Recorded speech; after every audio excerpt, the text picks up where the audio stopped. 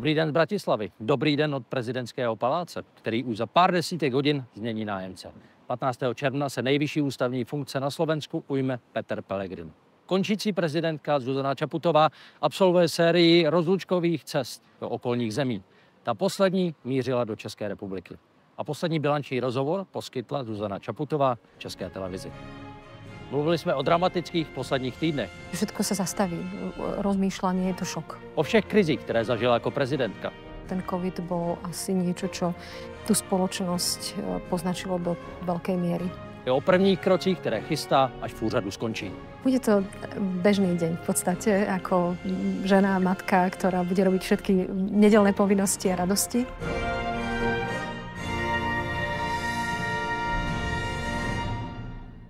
Posledních 5 let teď probereme s paní prezidentkou. Dobrý den, díky za váš čas. Dobrý deň, vítajte.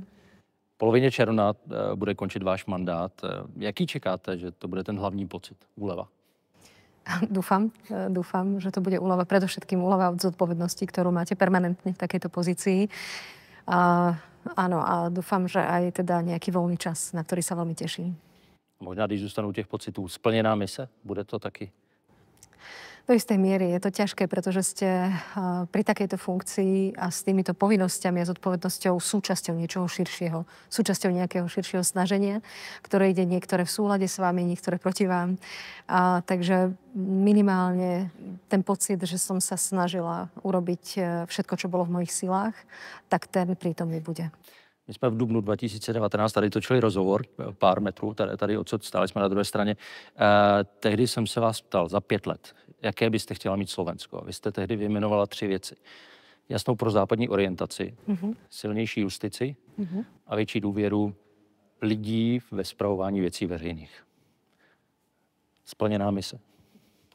Tak ako som povedala, môžem sa hlásiť k časti toho, čo som vedela ja ovplyvniť, ale v každom prípade, pokiaľ ide o prozápadnú orientáciu Slovenska, napriek tomu, že sa vystriedalo viacero vlád počas tých 5 rokov, aj tá vláda, ktorá aktuálne je pri moci, nikto nespochybňuje to, že či máme byť súčasťou Európskej únie alebo Severoatlantickej aliancie. Takže z tohto hľadiska prozápadná orientácia je súčasťou identity Slovenska.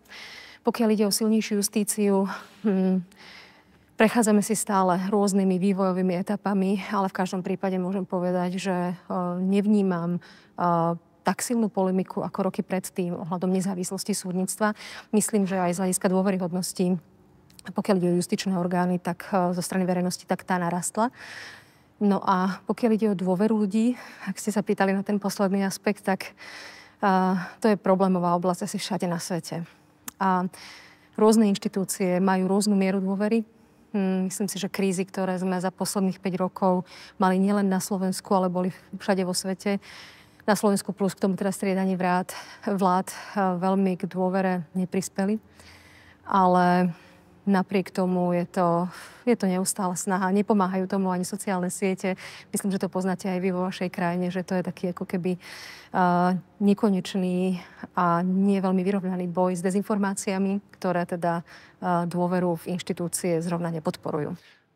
Těch 5 let, co vám dalo? No, bola to veľmi osobitá skúsenosť o Slovensku a so Slovenskom, pretože máte z tej pozície možnosť spoznať tú krajinu trochu inak, než predtým, keď každý z nás funguje v nejakej profesii. A v čem je iné? Než ste ho znala do té doby? Stretla som úžasné množstvo skvelých ľudí. Zoznámila som sa s oblastiami, s ktorými som nemala dôvod dochádzať do takého hlbokého kontaktu. Či už ide o systémové nastavenie, alebo pokiaľ ide o napríklad oblasť biznisu, fungovanie zdravotníctva a ďalších aspektov, ktoré na Slovensku máme. A boli to častokrát dobré správy a silné správy o tom, akých máme ľudí. V samosprávach, ktoré zohrali kľúčovú úlohu v manažovaní a v pomoci pri krízach, ktoré sme tu mali, a teda nielen na Slovensku. Takže v tomto zmysle to mi to dalo, keď sa pýtate, veľmi, veľmi špecifický vhľad do rôznych oblastí a hlavne množstvo skvelých stretnutí s úžasnými ľuďmi, ktoré považujem za... To je ten najvyšší potenciál, ktorý máme. Já to možná obrátím, tu vaši odpověď teď. Co dala Zuzana Čaputová za těch 5 let Slovensku? To by bolo fér, keby na to dal odpoveď skôr niekto iný ako ja. Môžem iba povedať, čo som sa pokúšala dať. Predovšetkým samozrejme v tých oblastiach a prioritách venovať sa, nazvala som to, že ľuďom, ktorých hlas je menej počuť. V tej súvislosti sme sa venovali domácemu násiliu, ženám, deťom, v súvislosti s duševným zdravím, najmä po pandémii, seniorom, ľuďom, ktorí čelili chudobe. Venovali sme sa téme klimatických zmien, robili sme množstvo aktivít, jednak na národnej úrovni, ale aj ako prezidentská kancelária a palác, množstvo aktivít, na ktoré som hrdá, ktoré boli inšpiráciou pre iných prezidentov, ale aj v oblasti právneho štátu, čo mi je samozrejme blízke ako právničke, snaha cez napríklad podanie na ústavný súd pomôcť nejakým spôsobom cez interpretáciu rozhodnutí ústavného súdu dobudovať ten právny systém, ústavný systém mladej demokracie, ako máme obe krajiny.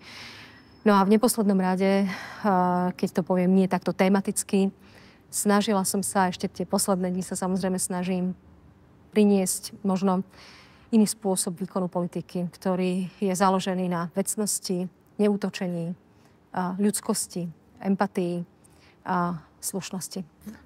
Pokud bychom, vy jste právnička, ale pokud bychom dostali tu možnost, vy byste ji dostala, že byste si mohla napsat nadpis kapitoly, která bude v učebnicích slovenských dějin spojená s vašimi 5 lety tady v prezidentském paláci. Co by to bylo? Co byste si tam vybrala?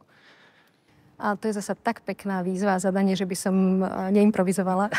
A k takémuto zadaniu by som pristúpila naozaj trošku dôslednejšie a zodpovednejšie a popremýšľala by som nad tým. Možná obecně, tak byla by to právě ta slušnost, kterou jste se snažila dostat do politiky. Jiný styl politiky. Iný štýl politiky, lebo slušnosť by mala byť samozrejmosť. Vlastne hovoríme o niečom, čo by malo byť normou. A keď nie vždy sa to darí. Vecnosť, nie osobné útoky, slušnosť v politike, snaha o ochranu, obranu ústavnosti. Tie princípy som považovala za dobré, potrebné ich hájiť a aj po tých 5 rokoch im vôbec neprestávam veriť. A ako som to veľakrát povedala, slušnosť nie je slabosť. A som veľmi rada, že napriek tomu, že odchádzam, tak aj podľa tých posledných meraní mám buď najvyššiu alebo druhú najvyššiu dôveru verejnosti. A chcem povedať, že to je dôvera v tieto princípy, ktoré ľudia na Slovensku považujú za správne. Pojďme teď probrat těch posledních 5 let, ale i poslední měsíce na místo, kde se odehrává mnoho klíčových jednání.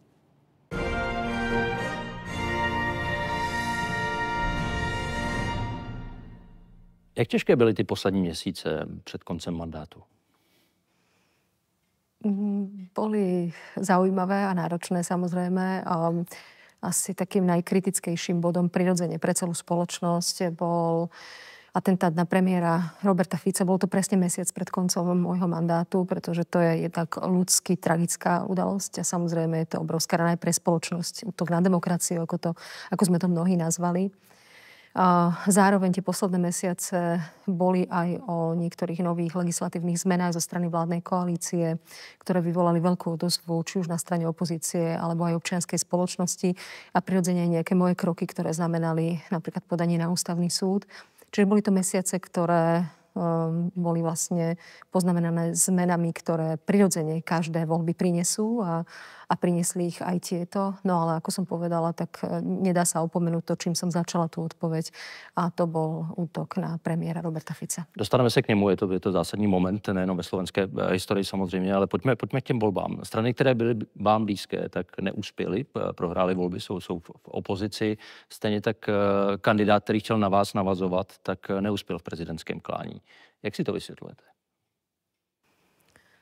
Tie voľby, keď sa vrátim kúsok viac dozadu, parlamentné voľby, nie prezidentské, boli vyvrcholením kampane, ktorá bola mimoriadne napätá, ktorá pracovala s témami, ako sú hrozba utečencov, vojna na Ukrajine a podobne. Výsledok je v podstate do istej miery aj tesný, pretože sú to plus 4 hlasy v rámci parlamentnej väčšiny v prospech koalície. Pričom je nespochybniteľné, že sú víťazi volieb a tvoria vládnu koalíciu. Boli to slobodné, demokratické voľby a v tomto zmysle je to rešpekt k hlasu a vôli voličov. Opozícia, pokiaľ ide o opozíciu, myslím si, že okrem toho, že teda prehrala voľby, tak ak sa nemýlim, tak máme najvyššie zastúpenie napríklad žien v parlamente. Máme opozíciu, ktorá je pomerne kvalifikovaná. Je to vidno častokrát aj v diskusii v parlamente, čo je zasa dobrá správa ako pre spoločnosť. Potom nasledovali prezidentské voľby v priebehu marca s víťazstvom Petra Pellegriniho, čo znamená vlastne ako keby podporu vládnej koalície v istom zmysle, pretože to je predstaviteľ vládnej koalície, ktorý sa rozhodol kandidovať. Ivan Korčok nemal jednoduchú pozíciu v rámci kampane, pretože v podstate logicky celá vláda poskytovala ako keby kampaňové krytie alebo podporu verbálnu kandidátovi, ktorý je z ich tábora, čo je samozrejme logické a to je a priori náročnejšia pozícia pre akéhokoľvek kandidáta. Nehovoriac o tom, že žiaľ v tých voľbách sa opätovne vyskytovali naratívy, ktoré využívali ľudský strach z vojny a posielanie vojakov na Ukrajinu.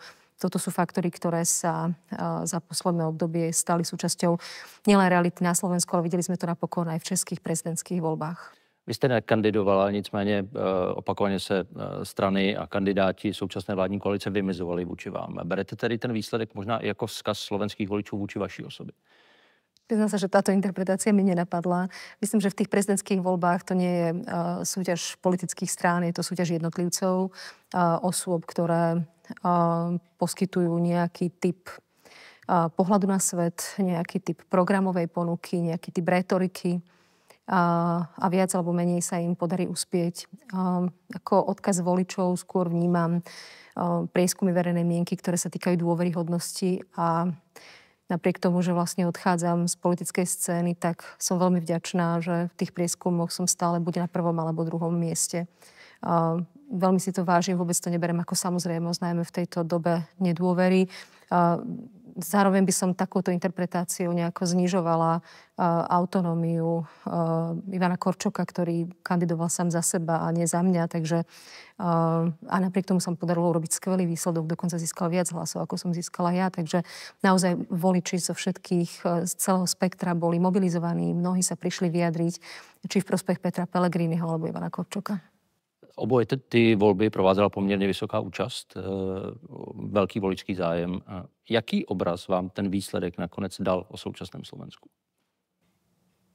To je zaujímavá otázka, pretože tých interpretácií bolo viacero, ako napríklad, že to bolo referendum o tejto vláde. Ja to tak nevnímam. Neviem to tak vnímať aj kvôli tomu, že som sama tú kampaň a tie voľby pred 5 rokmi absolvovala. Myslím si, že to je do veľkej miery a dominantne o osobe kandidáta. Netvrdím, že to nie je a samozrejme o politickom kontexte, retorike, naratívoch, ktorý kandidát ponúka, ale že by hlasovanie o Petrovi Pellegrinim bolo hlasovanie o celej vládnej koalícii, ja sa s touto interpretáciou stotožniť neviem. To, čo paradoxne ľudia podľa prieskumov na Petrovi Pellegrinim oceňujú, je ako keby pokojný a slušný štýl komunikácie. Aj keď áno, v tej kampani sa vyskytli aj prvky, ktoré mne teda blízke neboli z hľadiska retoriky, ale myslím si, že on reprezentuje v tej koalícii a snaží sa reprezentovať ako keby tú slušnejšiu tvár a nereprezentuje v tomto zmysle mnohých iných lídrov alebo členov vládnej koalície. Už aj z tohto dôvodu neviem urobiť taký ten zjednodušený záver, že to bolo referendum napríklad o vláde alebo niečo podobné. Berete ten výsledek těchto dvou voleb jako zabetonovaná moc současné vládní koalice? To velmi často zaznívalo, zejména před tou prezidentskou volbou. Faktom je, že súčasná vládna koalícia má väčšinu v parlamente, má vládu a bude mať prezidentské kreslo, respektíve jej člen donedávna. Otázkou bude, ako Peter Pellegrini ako nový prezident bude tú funkciu zastávať, pretože ona je naozaj veľmi odlišná od stranickej politiky. Je to osoba s najvyššou legitimitou, priamo volená občanmi. A ja si myslím, že k tej role a k tej funkcii svedčí úplne iná optika a to je tá snaha o oslovenie všetkých voličov, čo samozrejme vôbec neznamená, že vás budú akceptovať, že vás budú považovať za svojho prezidenta alebo prezidentku, ale ja som to vnímala tak, že je mojou úlohou, povinnosťou prihovárať sa všetkým. A v tom je to iné. A ako stranická politika veľakrát vás život postaví presne do takej pozície pri posudzovaní zákonov, kde sa vám ozvú skupiny občanov alebo subjektov, ktoré majú byť tou právnou úpravou dotknutí. A hoci môže byť od vašich stranických kolegov, ak uvidíte kolíziu s ústavou ako hlava štátu, tak by práve toto malo byť vypočuté alebo vnímané. Takže tá prezidentská rola podľa toho, ako bude vykonávaná, bude viac alebo menej alebo nie súčasťou toho, tej vládnej ako keby jednoty. No ale samozrejme demokracia v žiadnom štáte nie je tvorená iba zákonodárnou a výkonnou mocou, ale aj mocou súdnou. To znamená celú štruktúru súdov, vrátane ústavného súdu, ktorý nie je pod politickou kontrolou prirodzene, takže nedá sa hovoriť zjednodušene o tom, že všetká moc v štáte teraz patrí ako keby jednej vládnej garnitúre. Co čekáte od Petra Pellegriniho? Nebo možná ještě jinak, kdyby vám chtěl naslouchat, co byste mu doporučila, co byste mu poradila po těch 5 letech?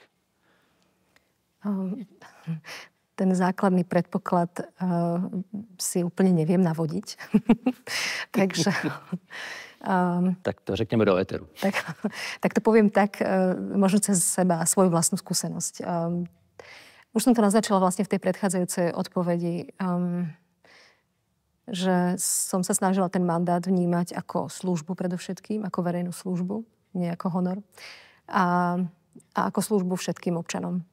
Toto som sa snažila mať možno niekedy až veľmi úpenlivo na pamäti aj pri svojich rozhodnutiach, ale aj pri svojich vystúpeniach, pri každom slove, ktoré nesie so sebou nejakú emóciu, nejaký odkaz.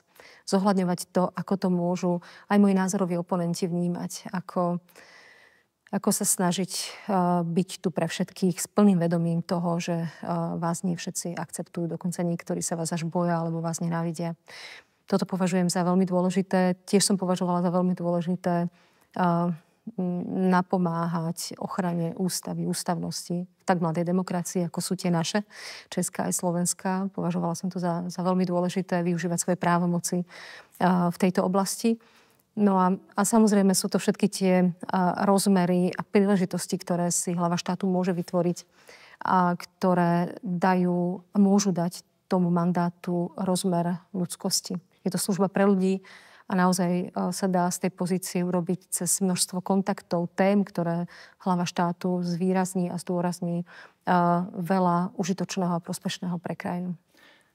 Před 5 lety jste porazila kandidáta Směru, poté byly parlamentní volby nebo volby do Národní rady, ve kterých vyhrála dosavadní opozice, Směr šel do opozice.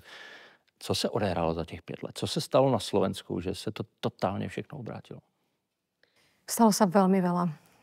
Tých 5 rokov bolo mimoriadnych jednak pre celý svet a aj pre Slovensko v niektorých aspektoch navyše. Keď len spomeniem, že to bolo obdobie mnohých kríz, ako bola pandémia. V zápätí sa to prelievalo vlastne tie obavy, úzkosti a neistoty do ruskej agresie na Ukrajine, teda slovenského bezprostredného suseda. Je to predsa len iná optika, keď naozaj máme spoločnú hranicu. Na to nadväzovala extrémna inflácia, najvyššia od 89. A teda rôzne sociálne a ekonomické dopady na bežných ľudí. Boli zavreté prevádzky počas covidu, do toho energetická kríza. Čiže rôzne zneistenia, ktoré sa diali nielen na Slovensku možno s tým špecifikom geografickej blízkosti k Ukrajine. A k tomu ešte kombinácia silnej vnútropolitickej nestability. A to sú veľmi zneistujúce signály smerom k verejnosti, najmä v dobe kríz, keď vlastne sa nedarilo ako keby možno doručiť vždy signály istoty a toho, že tie situácie krízové sú dobre manažované. Aj kvôli tomu, že prebiehal neustály konflikt medzi koaličnými stranami a vďaka tomu sme mali vlastne každý rok novú vládu. V podstate počas tých 5 rokov môjho mandátu sa na Slovensku, alebo teda respektíve boli pri mne a ja pri nich 5 vlád, čo je veľmi nezvyklé a neštandardné. A myslím si, že to mohlo viesť k frustrácii, sklamaniu, obavám a rôznym emóciám, túžbe po kľude, pokoji, poriadku, ktoré mohli vyústiť do niektorých rozhodnutí vo voľbách. Ptáte se někdy sama sebe, mohla jsem já udělat něco jiného? Samozrejme, samozrejme. A k čemu docházíte? Samozrejme. Mohla jste udělat, nacházíte nějaké body, kdy jste možná se měla zachovat jinak, tak aby to dneska na Slovensku vypadalo jinak? Je to tak, že keď sa snažím a minimálne rekapitulačné rozhovory sú dobrým dôvodom, ale aj bez nich sama v sebe a s kolegami. Keď sa obzrieme spätne, nepamätám si rozhodnutia, ktoré by som ľutovala. Ktoré by som ľutovala z hľadiska toho, že som nebola verná svojim hodnotám, alebo že som sa nesnažila chrániť ústavné princípy. Ale v tej dobe, ktorá za tých 5 rokov sa mimochodom zmenila aj v tejto oblasti, to je komunikácia a informačný priestor. Je ťažký boj v súvislosti s fungovaním sociálnych sietí a to, ako extenzívne sa začali využívať aj dezinformácie. Nevždy sa mi zrejme podarilo dobre odkomunikovať, vysvetliť, zdôvodniť rozhodnutia, ktoré nemuseli ísť v ústretí želaniu nejakej skupiny občanov. Mohli byť nepopulárne, uberali mi body, ale bola som presvedčená o tom, že sú napríklad ústavne súladné. A v tej informačnej disproporcii, v ktorej žijeme, kde vám algoritmy sociálnych sietí nepravdu otočia miliónkrát rýchlejšie ako pravdivé, častokrát ešte aj zložitejšie svojim obsahom posolstvo a rozhodnutie, tak v tom možno bolo treba vynakladať v rámci toho nového informačného priestoru ešte viac energie, úsilia, snahy. Ťažko sa tomu vracia, pretože v zápätí nasledovalo nové zadanie, nová výzva, nová kríza, na ktorú bolo treba reagovať, ale niektoré veci možno mali byť ešte dôslednejšie vysvetľované. V souvislosti se Slovenskem v posledních 6 letech asi hodně lidí jsme si, můžu se zařadit do té skupiny, řekli, nemysleli jsme si, že někdy tohle se stane v našich zeměpisných šířkách. Jedna věc byla vražda novináře Jana Kuciaka a jeho snoubenky Martiny Kušnírové. Další máme zmiňovaný atentát na Roberta Fica. Obojí se stalo na Slovensku. Berete to jako náhodu, že se to stalo na Slovensku? Nebo tam vidíte nějaký spojovací moment těchto dvou věcí, které se odehrály právě ve vaší zemi?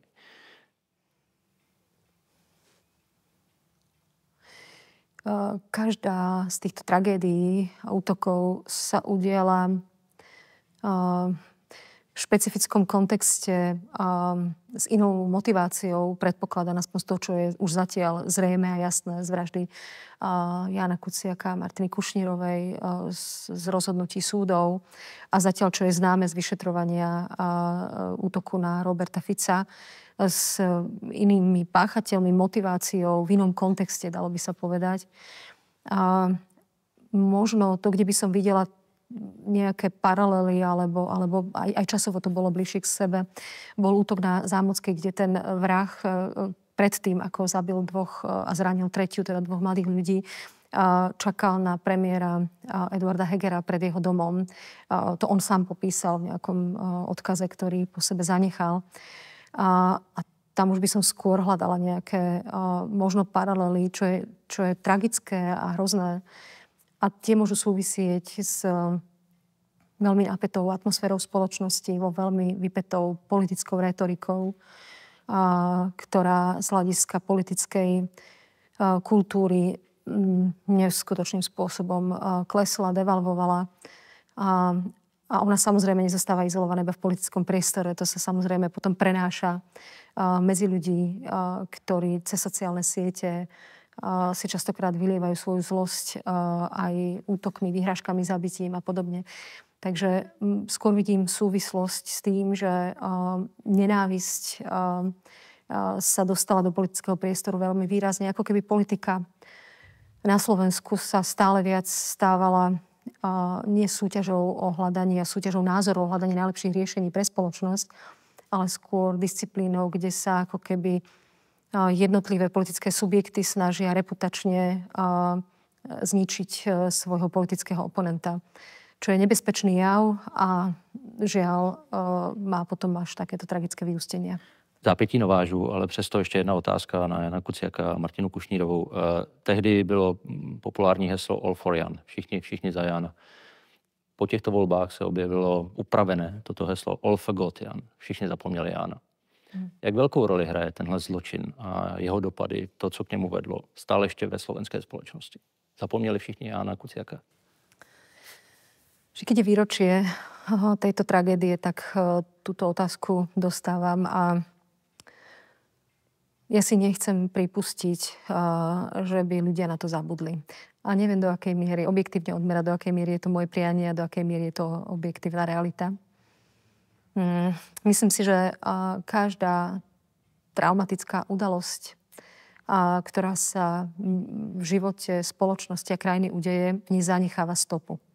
A áno, možno časť spoločnosti na to zabudne a prekrie to iná ľudská tragédia, ale neverím a nemyslím si, že táto tragédia dvoch mladých ľudí, nevinných ľudí, len preto, že si robili svoju robotu, teda myslím konkrétne Jana Kuciaka, že zostala zabudnutá a u všetkých ľudí prekrytá niečím iným. Áno, časť spoločnosti do istej miery aj prirodzene logicky riešila iné, častokrát aj existenčné otázky a témy, ale nemyslím si, že sa na to zabudlo. 15. květen, atentát na Roberta Fica. Vaše první reakce, co vám proletělo hlavou? Asi možno, ako sa to tak na Slovensku hovorí, že všetko sa zastaví. Rozmýšľanie, je to šok prirodzene. Napriek tomu, že sme všetci vedeli, že tá situácia je veľmi napätá, mnohí sme upozorňovali na to, že tá situácia môže vyústiť. Dokonca aj samotný Robert Fico upozorňoval na to, že to môže vyústiť do nejakého útoku. Ja som vlastne tesne po voľbách prezidentských sa snažila v jednom z príhovorov ako keby upokojiť situáciu v tom, že nevieme, ako ďaleko je od slov k činom, aby sme pretrhli tú reťaz nenávisti. A snažila som sa opäť prihovárať úplne ku všetkým. Takže napriek tomu, že to ako keby viselo vo vzduchu, žiaľ, nechcete si to pripustiť, že sa to naozaj reálne stať môže. Takže v prvom rade to bol šok. A samozrejme potom ako keby sa rozbehne to, že čo sa stalo, ako sa má s plným želaním, aby to pre Boha živého prežil. To je jasné, to človek. Mimochodem, byli ste v kontaktu? Už ste měla šanci mluvit s Robertem Ficem? Priamo nie. Hovorím pravidelne a informujem sa na zdravotný stav u podpredsedu vlády, pána Kaliňáka. Dostal môj odkaz o tom, že mu želám skoré uzdravenie, aj záujem ho navštíviť s plným rešpektom, bez toho, aby som nejaký tlak očakávaní na neho prenášala. Je v stave, kedy sa musí dať fyzicky aj psychicky do poriadku, takže s plným rešpektom k timingu. Jsou události, které tu společnost změní, okamžitě změní. Nastaví nějaké zrcadlo, které vede k těm změnám. Máte pocit, že ty výzvy, které okamžitě zaznívaly k uklidnění situace, k tomu, aby se všichni obrátili sami do sebe, aby přestali s rétorikou nenávisti, že se skutečně v realitě ve Slovensku proměňují ve skutečnost? Asi prvá odpoveď by bola, že ani zďaleka nie tak, ako by sme to potrebovali. Zároveň vnímam zmiernenie rétoriky u mnohých politických predstaviteľov, opozičných, koaličných. Vnímam ten posun. Ale nedá sa prehliadnúť, že niektorí predstavitelia politických strán ako keby to nevnímali, nezaznamenali, dokonca ako keby to používali v rámci kampane do eurovolieb, čo je tragické. A veľmi by som si prijala, aby sme tú tragédiu pochopili, jej odkaz, aby sme sa nevracali do bodu, v ktorom sme boli predtým z hľadiska rétoriky. A musím povedať, že myslím, že naozaj, pokiaľ ide o osobné útoky a dehumanizáciu, že tam našťastie v drvivej väčšine prejavov politikov nie sme. Kiež by sa to malo tendenciu skôr zlepšovať, lebo našťastie v tomto prípade, hoci došlo k tragickému zraneniu a je to nepríjemné, ale nedošlo k tomu najhoršiemu. Veľmi si želám, aby sme, aké nevypočujeme tento odkaz, aby nemuselo dôjsť k niečomu horšiemu. Vy jste naznačovala během tohoto rozhovoru, že vaše vztahy s vaším nástupcem nejsou úplně vřelé, že byste dokázali najít úplně společnou politickou řeč? Ja by som to korigovala minimálne v tomto období. Ako máme rôzne politické... Na to jsem chtěl navázat. Na to jsem chtěl navázat, že osobně, jestli tohle byl pro vás ten krok, kdy jste vystoupili společně s Petrem Pellegrinem a vyzvali jste jednotlivé politické strany, parlamentní strany, aby se sešly, aby uklidnili rétoriku, aby celá společnost se snažila právě přerazit tu spirálu násilí.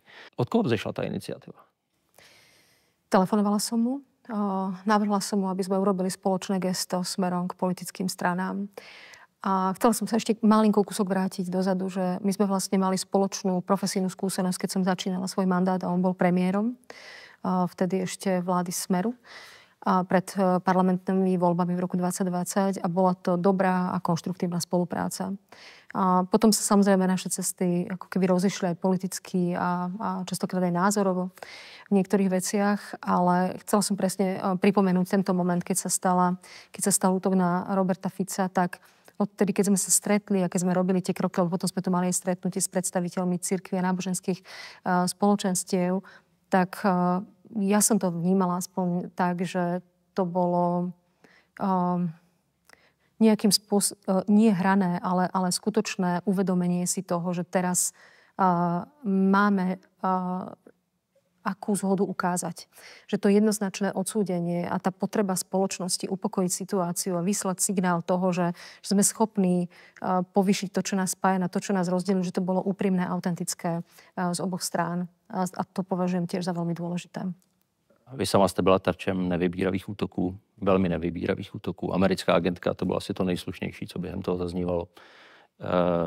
Jak těžké je tomu čelit? Jak těžké je si to nepřipustit? Tak za tých 5 rokov, možno za tie posledné 4 najmä, to bol v podstate ako keby jazda permanentných útokov a naozaj to, čo ste spomenuli, bolo ešte to z tých kultivovanejších, hoci absolútne klamlivé a nebezpečné klamstvo, pretože obviňovať hlavu štátu z toho, že slúži inej moci, to je silná káva. Ale v tom všetkom, čo zaznievalo, tak to bolo ešte aspoň spisovným jazykom. A slušným jazykom. A slušným jazykom, aj keď teda totálny blúd a klamstvo.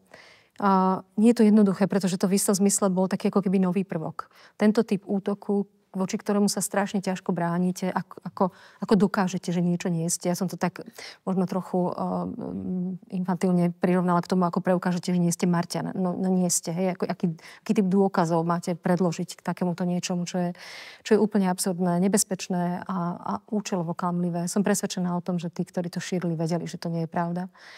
A nehovoriac o ostatných útokoch, ktoré opäť, keby zostávali izolovaní iba v politickom priestore, tak si poviete, že OK, tak toto je tá politika, to je nefér, ale oni sa prelievali do spoločnosti a prelievali sa do opakovaných výhrážok zabitím, nielen voči mne, ale mojim blízkym. Byly tohle ty kapky, které nakonec vyústily do toho, že jste se rozhodla neobhajovat svůj mandát. Hrálo tohle podstatnou roli v tom, že jste se rozhodla, že už nebudete dál pokračovat v prezidentském úřadu, nebo nebudete se ucházet o druhý mandát? Bolo to súčasťou. Samozrejme, že také rozhodnutie je komplexnejšie, pretože si veľmi vážim dôveru, ktorú som mala aj v čase toho rozhodovania a ktorú mám. A nie je to niečo, čo by som chcela brať ľahko vážne, zvlášť v období totálnej krízy dôvery alebo rastúcej nedôvery v inštitúcie. Ale tak, ako som sa to snažila zhruba takto pred rokom vysvetliť a zdôvodniť, to rozhodnutie je vyskladané na mnohých osobných dôvodoch, hlboko osobných dôvodoch. A áno, súčasťou toho bol samozrejme aj tento aspekt, že nechcete napríklad ohrozovať svoju rodinu, svoju profesiu. Blíží se konec mandátu, nastal čas už být specifičtější, mluvit o některých těch konkrétních hrozbách, kterým čelili vaše děti. Ja by som nechcela byť v tomto špecifickejšia. Jednoducho žijeme takú dobu, ktorá, ako vidíte, vyústila naozaj až k tomu, že niektorí ľudia neovládnu svoje emócie, spáchajú takýto ohavný čin. A naozaj to moje rozhodovanie, chcem povedať, že bolo komplexnejšie, netýkalo sa iba tohto aspektu. Niektoré dôvody možno budú jasnejšie po výkone mandátu, ktoré sa týkajú opäť môjho osobného sveta. ty výhrušky, kterým vy jste osobně čelila? Vedlo to třeba k nějakým úpravám bezpečnostních opatření, to, jak jste se pohybovala na veřejnosti, to, jak jste fungovala? Určite áno. Viedlo to častokrát aj k posilneniu bezpečnosti. Samozrejme, množstvo z tých vecí sa rozbehlo vyšetrovanie, aj keď rozumiem, že nie vždy je jednoduché dopátrať sa písateľa cez sociálne siete, ale sú to rozbehnuté konania, mnohé z nich. A viedlo to k nejakým úvahám o racionálnom, rozumnom správaní sa. Hodně lidí diskutoval o tom vašem rozhodnutí a velmi často zaznívaly dva protichůdné pohledy na to. Jedni lidé říkali, politika je přece spojená s určitým sebeobětováním, s tím, že člověk ve jménu té služby obětuje něco a je připravený riskovat mnohem víc než normálně, a to k tomu prostě patří. Co byste skázala? Nebo co byste odpověděla na tyto hlasy? Že som 5 rokov podstupovala presne túto mieru diskomfortu, ktorá je ďaleko za hranicou toho, čo je možno legitimne očakávať. A zároveň verejná služba má rôzne podoby. A nepotrebujem ani sebe, ani svetu dokazovať, že som v nej nebola iba posledných 5 rokov. Snažila som sa realizovať, angažovať, pomáhať v oblasti práva o verejnom záujme dlhé roky predtým. A verím a dúfam, snáď budem môcť byť užitočná dôležitým hodnotám aj po výkone mandátu, hoď to nebude mať kontext paláca obkladaného zlatom. Zároveň tých 5 rokov a tú funkciu beriem s obrovským rešpektom. Ako som pred chvíľkou vysvetľovala, tých 5 rokov bolo extrémne náročných. A všetci ostatní politickí hráči, všetci tí premiéri, predsedovia parlamentov, ministri boli v tých extrémnych a krízových dobách vo výkone rok a pol, a potom išli na striedačku, obrazne povedané. Ja to ťahám ten 5. rok. V extrémnych podmienkách a zároveň v dobe, ktorá aj vzhľadom na sociálne siete, ktorá pred 5 rokmi nebola takto nevďačná a neprajná, vás vystavuje ďaleko iným skúškam, tlakom a dezinterpretáciám. Zároveň z rešpektu k tej funkcii sme sa ju snažili robiť aj spolu s mojím tímom čo najlepšie, v plnom výkone, v dobe, ktorá je tak neskutočne zrýchlená, ako keby obrazne povedané. A snažila som sa v nej odovzdať maximum. Viete, keď to porovnáme s mandátmi v minulosti, možno 5 rokov v tomto kontexte, prostredí a období vydalo za 2 až za 3 mandáty.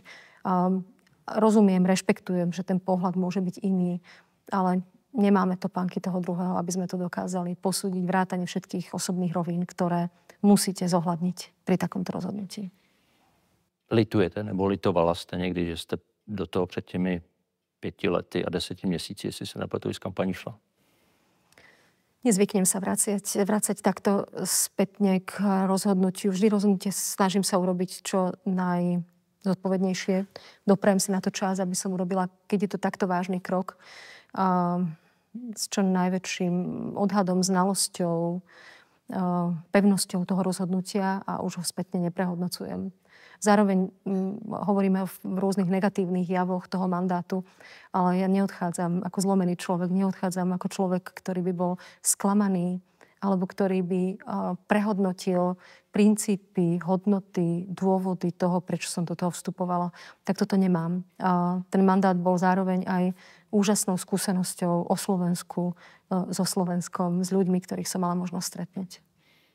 A litujete nebo litovala jste někdy, že jste se rozhodla nepokračovat?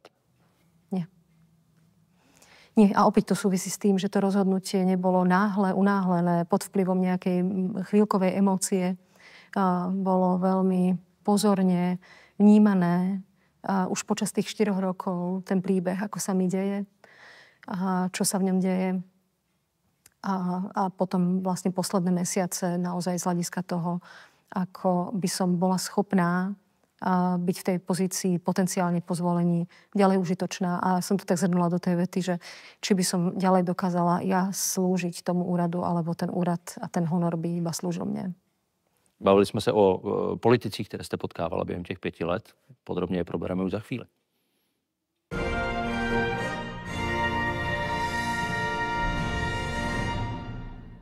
Paní prezidentko, tohle je místo, kde například jmenujete vlády.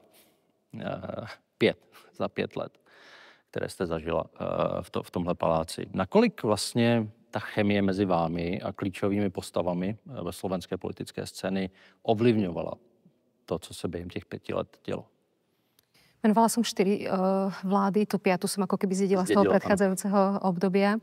Z mojej strany, tak ako mám tú skúsenosť s 5 premiérmi, ktorých som zažila, snažila som sa vždy o profesionálny prístup s plným rešpektom k ich mandátu, pretože každý jeden z tých premiérov vzýšiel z ten mechanizmu volieb cez právomoc, ktorá bola delegovaná cez parlament, čiže s plným rešpektom k vôli ľudí, ktorú tu vlastne oni zastávali v tej pozícii.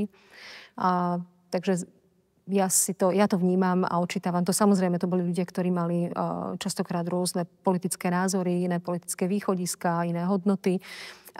Napriek tomu z mojej strany som sa snažila vždy o profesionálny prístup a rešpekt, čo samozrejme neznamená pri tej rozdielnosti, že tie rozdielnosti nevnímate, najmä ak majú ústavný rozmer, ale ten som mohla prejaviť pri výkone svojich právomocí, napríklad v podobe vetovania zákonov alebo podaní na ústavný súd. Vy jste mluvila o všech různých výzvách, které vás potkaly za těch 5 let. Covid, energetická krize, inflace, válka na Ukrajině. Kdybyste si měla vybrat jednu nejhorší, která možná nejvíc ovlivnila těch 5 let, co to bylo? Pravdepodobne je to odhad čisto subjektívny, ale myslím si, že ten COVID bol asi niečo, čo tú spoločnosť poznačilo do veľkej miery. Úplne logicky a prirodzene, pretože to bola ako keby tragédia, ľudská tragédia, ktorá sa diala priamo tu, tak ako v mnohých iných krajinách prirodzene, ale zasiahla vyše 22 000, alebo nejak taký bol počet ľudí, ktorí na COVID zomreli. To znamená konkrétnu ľudskú stratu, traumu.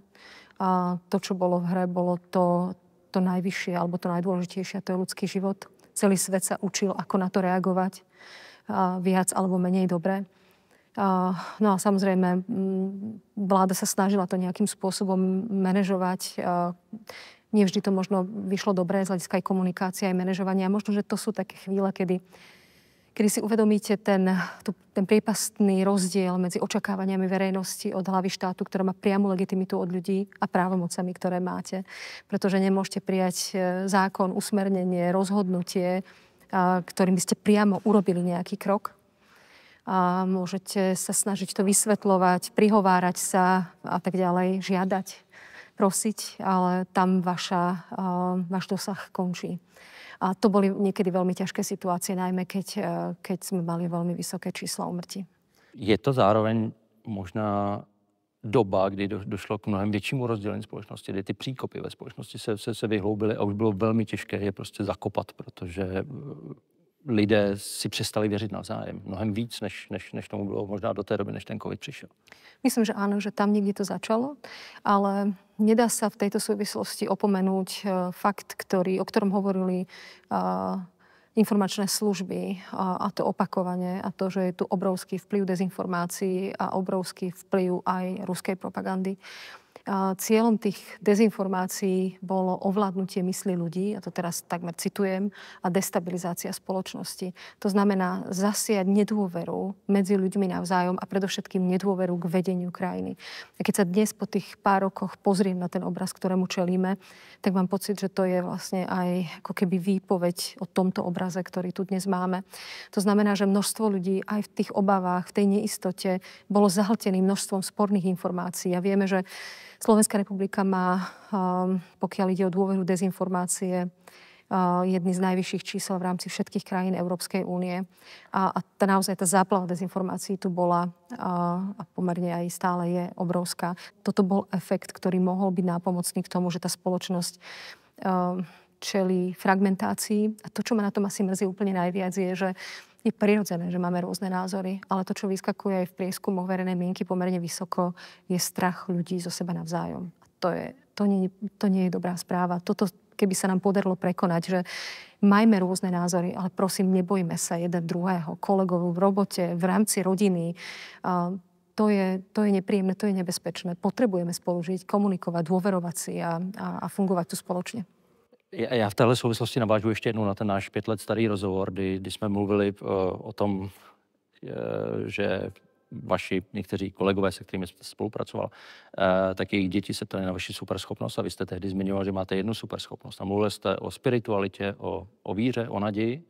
Mluvil jste o tom, že za svou superschopnost vlastně pokládáte šanci napojit se na ostatní, napojit se na celek, být součástí celku. Co s tím udělalo těch 5 let? Co s tím udělalo tahle zkušenosť, kterou jste před chvíli pojmenovala?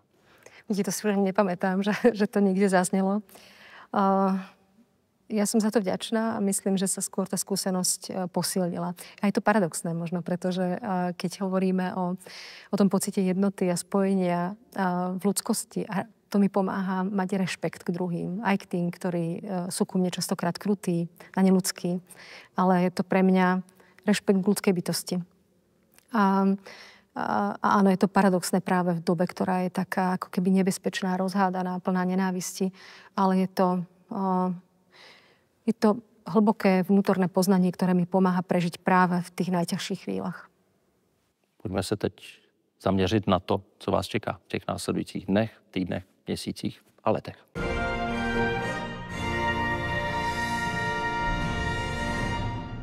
Paní prezidentko, máte obavy o osud Slovenska? Nie iné ako o osud zemegule, keď to poviem zjednodušene, pretože nežijeme ľahké časy. Myslím teraz vôbec celkovo na planéte množstvám víziev, čelí mnoho demokracií, nielen tá slovenská. Keby sme sa spolu takto rozprávali na prahu každého jedného roka, ktoré máme teraz za sebou, ani vlastne by nás asi nenapadlo, aký typ krízy v ten daný rok príde. A z tohto hľadiska tie časy, ktoré žijeme, sú neisté. Aj z hľadiska bezpečnosti a klimatických zmien a všetkého možného. Takže Jsou krize, které posilují společnost a jsou krize, které je naopak oslabují. Co si myslíte, že ty krize, které jsme prodělali, nejenom jako svět, ale jako západní společnost, posílili nás nebo oslabili? ako ktoré? A otázka je, že ako kde.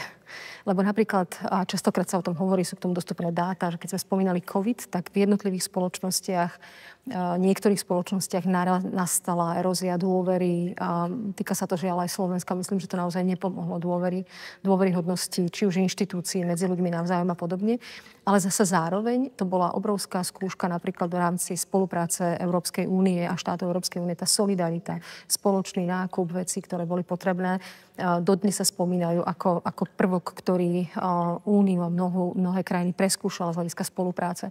Podobne aj ruská agresia na Ukrajine. Je to obrovská výzva, ktorá z hľadiska aj názorov štiepi mnohé spoločnosti, častokrát aj tú Slovensku, ale z hľadiska napríklad zjednotenia štátov v rámci Severoatlantickej aliancie, dokonca rozšírenia aliancie, tam ten efekt bol presne ako keby opačný. Takže ako ktoré krízy a podľa toho, na aký dopad o akom dopade sa rozprávame, mali taký aj onaký vplyv. Hodně se mluví o tom, že Slovensko v těch posledních měsících má za sebou předěl, který je skutečně historický, který bude poznamenávat tuhle zemi na mnoho let dopředu.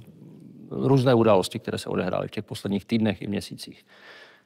Vemu to z pohledu vás, možná osobnějšího, ne prezidentky, ale matky. Matky 2 mladých žen. Je Slovensko země, a teď budu parafrázovat titul jedné knihy, Země pro mladý? Ja to neviem cítiť inak ako človek, ktorý tu vyše 50 rokov žije a chcem povedať áno a verím tomu, že áno. A áno, prechádzame si rôznymi zložitými obdobiami, etapami. Prechádzame si etapami, kedy demokracia alebo jej hranice sú testované, ale stále chcem vidieť túto krajinu a najmä potenciál, ktorý nie je založený na ilúzii, je založený na konkrétnej skúsenosti s konkrétnymi ľuďmi, inštitúciami. Z toho, čoho sme schopní urobiť, či už doma, alebo aj vo svete, čo sme schopní priniesť. A preto si myslím, že áno, rozumiem, že mnoho mladých ľudí, keď sa s nimi rozprávam, aj študentami v zahraničí, tak majú veľmi kritický pohľad práve v súvislosti s atmosférou, ktorá je v spoločnosti. Ani nie tak platové rozdiely, keď uvažujú alebo neuvažujú o návrate späť po štúdiu, ale skôr kvôli tomu, aká je to atmosféra netolerancie, hrubosti, neslušnosti. Toto je to, čo im vadí. No a to je to, čo máme v rukách. Čo je niekedy to najťažšie aj najľahšie zároveň, pretože to závisí od ľudí. Vrátím se k vašim dvěma dcerám. Ony cítí svoji budoucnost na Slovensku. Je spojená se Slovenskem. Je to tak, že jedna študuje na Slovensku, druhá uvažuje o študuje v zahraničí, čo považujem za úplne bežný a legitímny model. Veľmi si želám, a to už je samozrejme, ako rodič to poznáte, je to už v rukách tých dospelých ľudí. Zatiaľ nevnímam informácie o tom, že nejak sa trvalo odsťahovať a odísť zo Slovenska. Tak toto nemajú nastavené. Kam ich život zafúka, uvidíme. Ja ako mama si samozrejme želám, aby zostali čo najbližšie. Už víte, kam vás život zafouká po 15. červnu? Tak ja dúfam, že si budem môcť dopriať oddych, upokojenie, ukludnenie, čas na to, na čo som čas počas tých 5 rokov nemala. Potrebujem veľmi, veľmi si oddychnúť a vypnúť. A ako som už viackrát povedala, svoju budúcnosť nevidím v politickom priestore, ale vo verejnom priestore všeobecne. Možno to bude skôr akademická sféra, niekde, kde budem môcť poodstúpiť sama od seba aj od tej životnej skúsenosti, ktorú som zažila, trošku zreflektovať. Až projdete naposledy toho 15. června touhle chodbou. Co bude ta první věc, kterou potom, co skončí oficiální povinnosti, co uděláte? Tak 15. je vlastne sobota, takže v nedeľu bude ten prvý deň, kedy nebudem, alebo v sobotu po obede, ale ten ešte bude pomerne plný. A bude to bežný deň v podstate, ako žena, matka, ktorá bude robiť všetky nedeľné povinnosti a radosti. A myslím si, že naozaj až postupne bude odpadať zo mňa tá, ako keby tento vedomie zodpovednosti, ktoré je prítomné 24/7, lebo okrem toho, že ste prezident republiky, prezidentka, ste aj hlavná veliteľka ozbrojených síl. Takže ako som to viackrát povedala, každý pohľad na displej mobilu je, že či náhodou niečo sa nedeje, kde by bolo potrebné, aby som sa nejakým spôsobom k tomu postavila, urobila nejaké kroky, rozhodnutia. Takže tento mentálny návyk 5-ročný podľa mňa neodíde zo dňa na deň. Takže budem pracovať na tom, aby som čo najskôr vypínala všetky tieto motory zodpovednosti a pozornosti. A nebude vám to chybět? Myslíte ten tlak, zodpovednosť? Asi nie. Budú mi chýbať ľudia. Budú mi chýbať tie unikátne stretnutia, ktoré som mala na Slovensku, o ktorých často a veľmi rada hovorím, lebo to je to, čo ma drží, to je to, čo mi dáva nádej. Krásne stretnutia s mnohými zaujímavými ľuďmi, lídrami zo zahraničia, s mojím tímom, ktorý bol skvelý a je skvelý. Takže toto sú veci, ktoré samozrejme, na ktoré budem veľmi rada spomínať. Tak přejeme co nejvíce radosti z těch běžných dnů, které, myslím, po těch 5 letech rozhodně běžné nejsou. Díky moc. Ja veľmi pekne ďakujem.